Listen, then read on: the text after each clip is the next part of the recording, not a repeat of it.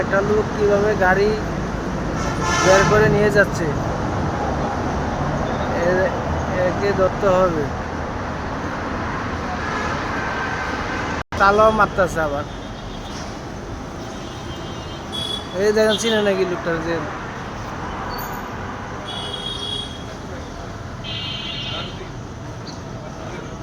কি ভালো লোক, গাড়ি বের করে আবার তালা মারতেছে।